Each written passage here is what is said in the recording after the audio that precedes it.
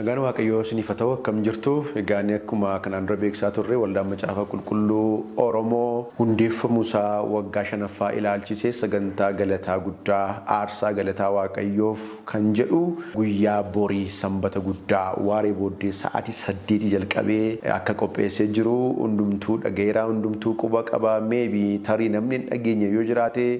inni kun isa dhumaati namni hundumtuu akka dhaga'uutii fi ergaa keessan dabarsaa firoota keessan bilbilaa itti hima amma kan hin dhufe sagantaa kana si yaadachiisu qofaaf utuu hin taane waldaan macaafa qulqulluu Oromoo geejjiba baasii gurguddaa akka isin rakkanneetiif galgala yeroo gara manaatti galtan isiniif qopheessinee jirra isa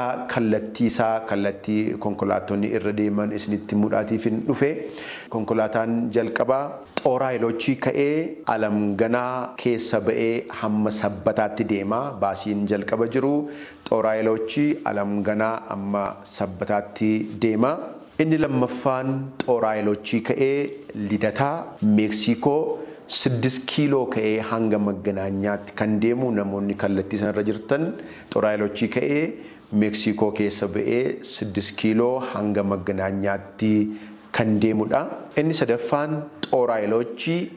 18 jedhamee kan beekamu Madaanalemii Shagoolee ka'ee amma Addisuu Gabayaatti kan deemudha inni sadaffaan xooraa Elochii ka'ee Winget Buraayyuu Dirree Keellaa amma Keellaatti warri deemtan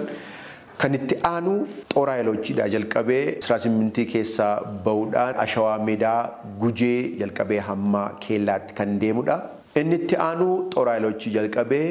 Jamoo Haayilee Gaarmentii amma Tulluu Diimtuutti kan deemudha. Egaan kallattii konkolaattonni kun irra deeman hundumaa irratti konkolaataa ga'aan isiniif qophaa'ee jira waan ta'eef sagantaa kana akka hirmaattan amma xumuraatti guyyaa galateeffannaa guddaa akkasumas guyyaa gammachuu guyyaa abbaa keenya Oneesimoos Nasiibiin itti ayyaaneffannu waan ta'eef hiriyoota keessan hundumaa afeeraa sagantaa kana irratti hirmaadhaa Waaqayyo isin haa eebbisu nagaan kottaa.